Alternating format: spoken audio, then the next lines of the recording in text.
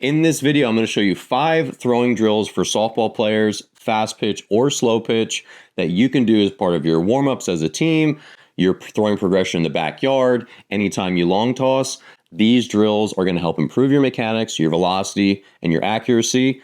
Let's check them out. All right, number 1 is the step behind. This is really simple, but this is really important in helping softball players get their hips and their feet in a line to their target, which is one of the most common reasons I see lots of softball players lose velocity. So here's how you do the step behind. All right, softball players, this is the step behind. These are very, very simple. So when you're playing catch with your partner, you don't want to just throw and just step right at them.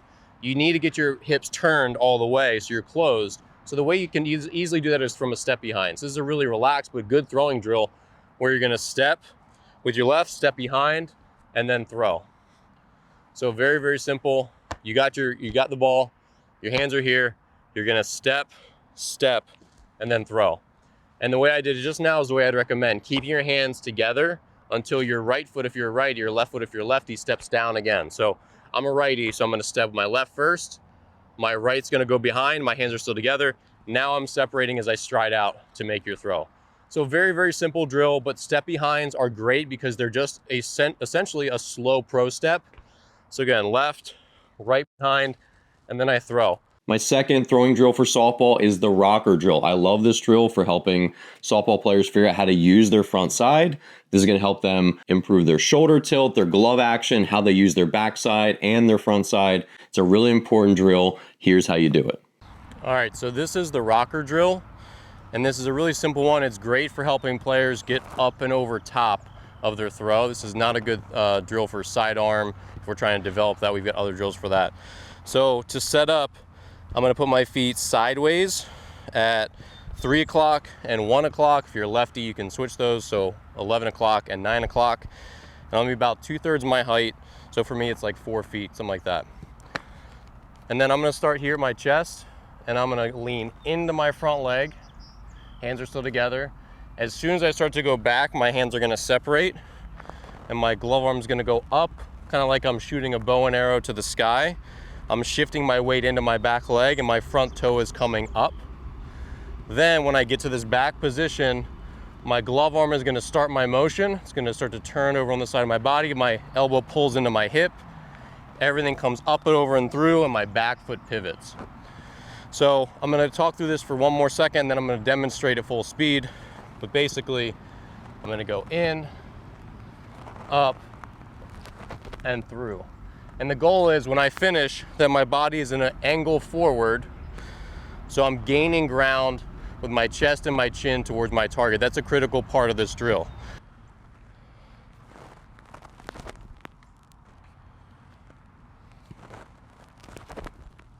My next softball throwing drill is called the hop pause drill. This is great for cleaning up mechanics when players separate their hands too soon, which is also really common. Here's how you do the hop pause drill. This drill, the point is to get you comfortable with your hands still at your center when this back foot hits. That's a really important part of your timing. So if you field a ground ball and your arms are separating really early, the rest of your throwing motion will be off because of it.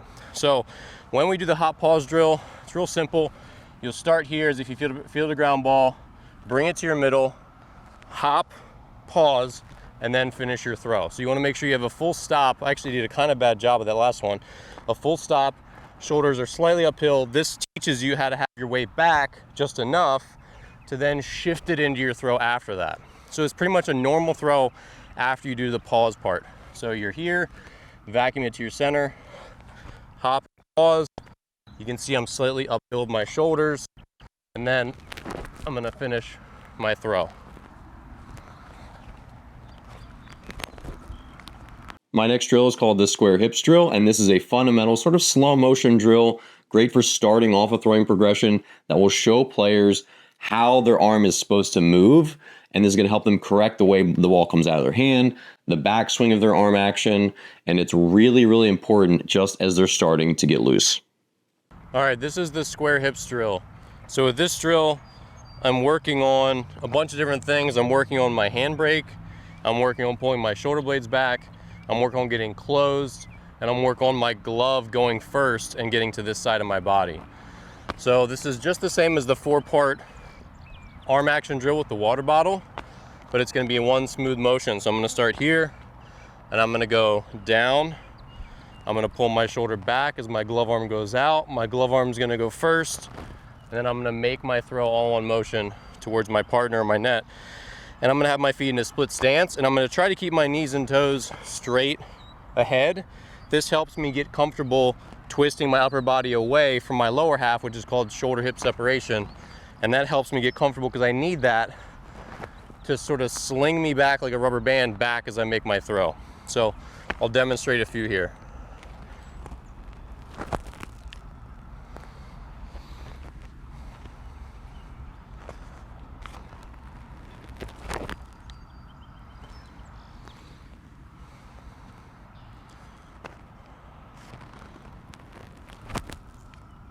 My last drill is called the Prostep. Now, this is actually a set of footwork that outfielders are going to use when they're throwing a runner out at the plate or wherever they're trying to make an outfield assist.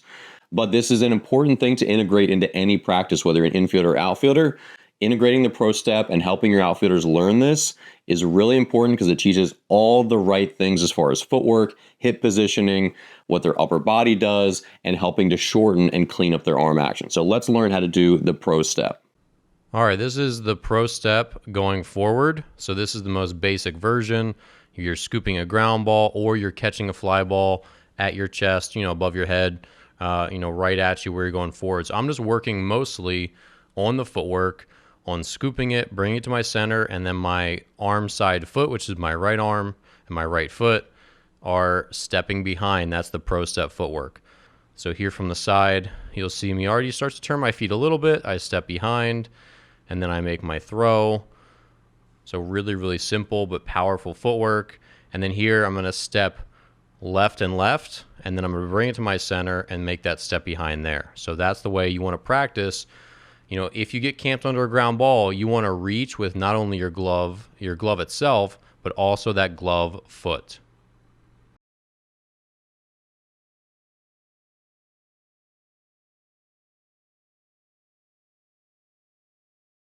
It's really important to have great drills so that every time a softball player picks up a ball, they're getting a little bit better and they're getting quality work on their throwing mechanics, because we all know that having more arm strength and more accuracy allows players in softball to play more positions, to be more versatile, and to move them around and adjust wherever the team needs them.